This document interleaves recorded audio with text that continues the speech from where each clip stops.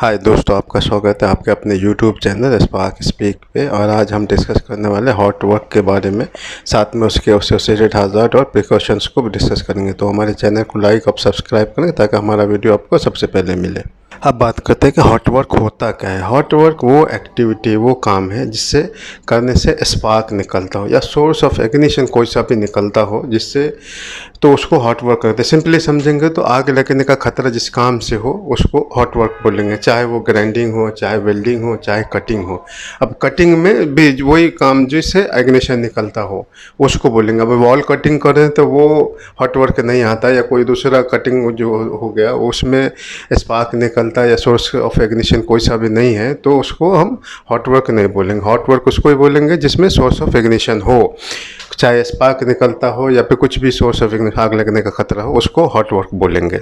अब इससे associated hazards क्या कौन कौन से हैं? तो हज़ार्ड इसमें फायर या बर्न इंजरी हो सकती है आपकी, हेल्थ हज़ार्ड्स है, उसके बाद हो गया इलेक्ट्रोक्यूशन है या इलेक्ट्रिकल फायर वगैरह का हज़ार्ड्स हो सकता है इसमें, मैकेनिकल हज़ार्ड है। अगर कंप्रेस गैस से एसोसिएटेड जो भी हज़ार्ड है वो आएंगे इसमें। डस्ट और फ्यूम्स का हज़ार्ड है, नॉइस और वाइब्रेशन का है, और जो है टॉक्सिक गैसेस निकल सकती हैं इससे, तो वो हज़ार्ड है। ये सब इससे एसोसिएटेड हज़ार्ड्स हैं। अब बात करते हैं प्रिकॉशंस और कंट्रोल मेजर का। तो कंट्रोल मेजर में सबसे पहले तो permit to work system ensure होना चाहिए इसमें, कि परमिट जो भी काम करते हैं उससे पहले परमिट लेना चाहिए।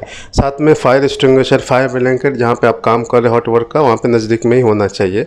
दूसरा जो है फ्लेमेबल और कम्बस्टेबल जो मटेरियल्स हैं उसको रिमूव करना चाहिए। वहाँ पर हाउस कीपिंग एकदम प्रॉपर होनी चाहिए, नीट एंड क्लीन होना चाहिए। और आपको इंश्योर करना चाहिए कॉम्पिटेंट पर्सन ही वेल्डिंग या फिर जो भी ये एक्टिविटी है ना उसको करे। और जो टूल्स इक्विपमेंट्स वगैरह यूज़ कर रहे हैं वो कलर कोडेड होने चाहिए, टैग्ड होने चाहिए, सेफ टू यूज़ का। कोई भी डैमेज केबल, डैमेज मशीन वगैरह यूज़ नहीं करना चाहिए। साथ में जो मशीन वगैरह है वो कैलिब्रेटेड है कि नहीं है वो भी इंश्योर होना चाहिए, कैलिब्रेटेड यूज़ करें। और आपको जो रेगुलर इंस्पेक्शन जो भी इक्विपमेंट्स वगैरह हैं उसका हमेशा होते रहना चाहिए। साथ में जो पावर सप्लाई है ना, ये उसमें ELCB जो है पावर डिस्ट्रीब्यूशन के में होना चाहिए, ELCB इंस्टॉल होना चाहिए उसमें। जहाँ पे भी हॉट वर्क हो रहा है ना वहाँ पे एक फायर वॉचर, जो ट्रेंड फायर वॉचर लाजिम होना चाहिए। और साथ में जो एलिवेटेड अगर जगह पे काम हो रहा है जहाँ पे आपका स्पैटर्ड जो है वो नीचे गिरता हो, तो उसको ना उस जस्ट वेल्डिंग जहाँ कर रहे हैं उसके नीचे में, जो भी हॉट वर्क कर रहे हैं उसके नीचे आपको फायर ब्लैंकेट से उसको कवर करना चाहिए, ताकि वो जो है नीचे में ना गिरे, जो भी स्पार्क है या फिर स्पैटर्स है वो नीचे ना गिरे।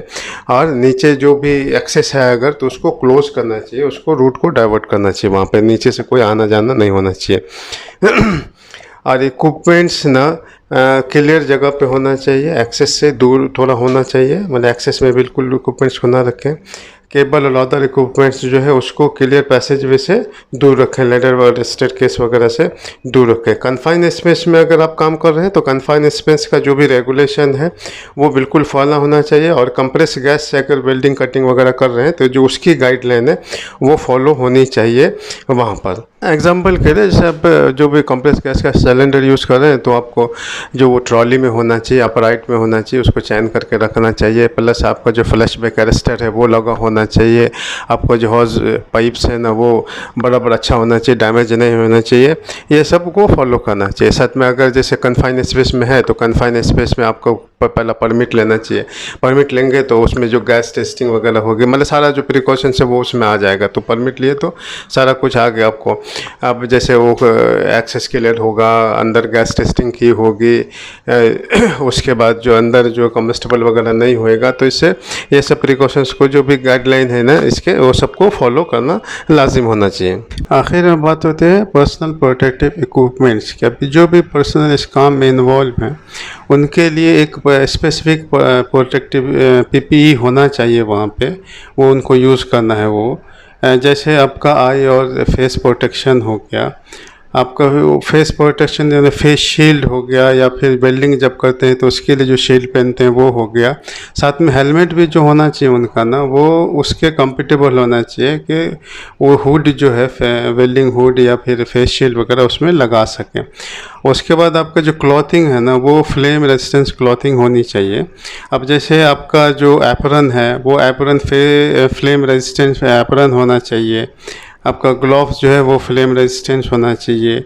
लेगिंग जो है वो फ्लेम रेजिस्टेंस, आपके जो लेग को बचाने के लिए वो आपका फ्लेम रेजिस्टेंस होना चाहिए। साथ में आपका जो है एयर प्रोटेक्शन होना चाहिए। एयर प्रोटेक्शन जैसा जो साउंड है जब ग्राइंडिंग वगैरह ख़ास करके करते हैं, तो अगर वो 85 डेसिबल से ऊपर चला जाता है तो फिर एयर प्रोटेक्शन लेना लाजिम हो जाता है, चाहे भी एयरबड हो या एयर मफ लें आप।